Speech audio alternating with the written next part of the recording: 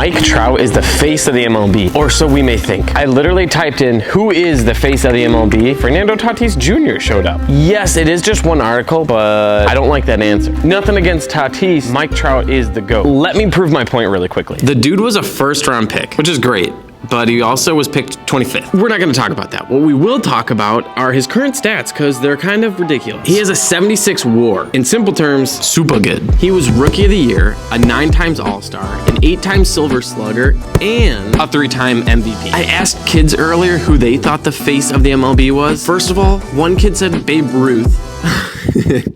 Who represents the MLB?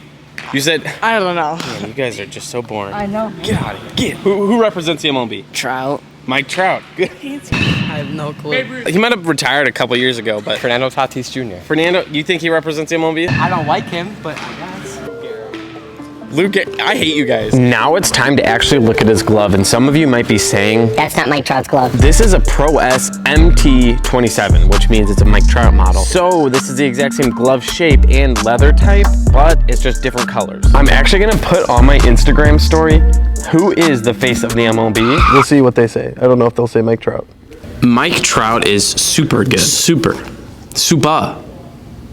good. I would say my favorite thing about Mike Trout is probably just his body size and shape. It's ridiculous. He's hot. He's 6'2" and 235 pounds. Basically, that means he should be playing in the NFL. And seriously, like, look at his shoulders. Like, the dude is huge, but he moves so well. I actually don't even know how that's possible. There's a lot of guys who can rob home runs, but for some reason, Mike Trout just makes it look so good. What we're actually gonna do is talk about the other gloves that he's used in the past. So hang on. First of all, his current glove, it looks so good. Here's another image, same glove, and Mike Trout's looking down. It looks like maybe his balls just dropped. This is Mike Trout with a different glove. It's actually not super common to see him with another glove. I don't know when this is from, but you can see that red palm.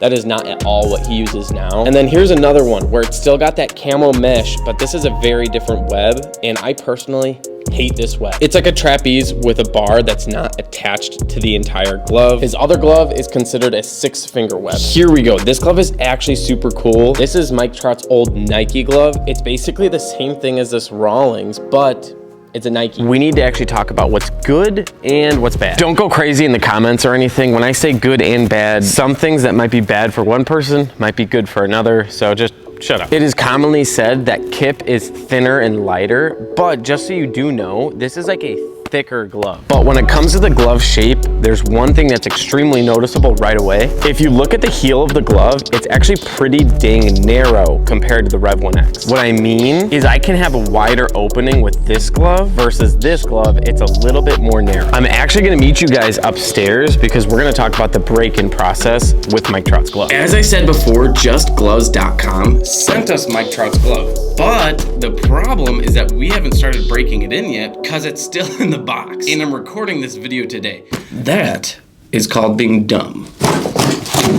Oh yeah. Thank you, Ben and John, much appreciated. I haven't had my hands on like a new Pro Preferred for a while and it feels so good. Mike Trout's game model is black, a little bit of red, and actually camo mesh. Whereas with this glove, we've got black, gold, and gray. Oh, this is actually sick. The way they set this up, more like luxury. That's honestly sick. Just so you guys know, these are like Bruce Bolt style. Actually pretty stoked about these. Like if they market well and everything, they could seriously be a competing brand. That's awesome. So just like any other glove, we need to be focusing on the palm, the heel, and the pocket. Side note, I'm like 99% sure that this is actually just an Adam Jones model, but with Mike Trout's name on it. When it comes to breaking in this glove, I'm more concerned about how thick the glove is versus how stiff the glove is. What I mean is the Pro Preferred leather is great, but it's not like super hard and stiff. It's more so that it's just thick and you got a lot of leather to work in. Using a mallet is just easily my favorite thing to do. It allows you just to go ham on the glove and you're not gonna be damaging it or anything. I kind of mentioned it before, but the thumb on this glove is super thick. It is extremely comfortable, which is great, but when you're breaking it in, you really gotta focus on that thumb because it's almost as if the pinky side is already kind of good to go, whereas the thumb takes quite a bit of work. Once you can close your glove like so, and you're just ready to play catch or even practice with it, let's actually start shaping the glove like Mike Trout does. I don't think I mentioned it yet, but like many outfielders, Mike Trout wears the glove 2 in the pinky, so there's absolutely nothing in that index finger stall. He doesn't actually do anything crazy with his glove.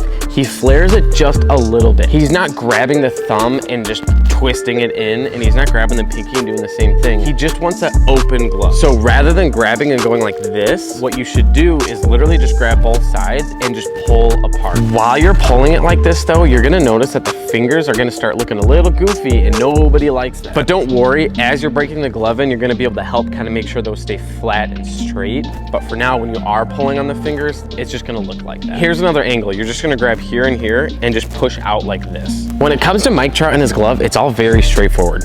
2 in the pinky, he's not shoving his hand way in or pulling it way out. The last comment I have is with these laces here. With all the lacing through here, it takes quite a bit of work to get that broken in. You don't necessarily need to make it so that they're super floppy, but you do want just a little bit of natural bend to them. It'll just help make the glove feel a little bit more comfortable. It'll help your pocket form. I'm seriously in love with this glove. It's easily one of the most comfortable gloves I've ever had, which Pro Preferreds are kind of just like that. But sadly, I'm not keeping it. I'm actually sending it back to justgloves.com. Quick side note, if you're lucky and quick enough, in the future, you'll be able to buy this used from them. I basically just started the break-in and then you can perfect it. If you enjoy this style of video, you'll actually really enjoy the Matt Chapman video we did. Same exact thing. We observe him, his fielding, his glove, how he breaks it in, how he forms it. You should go check it out.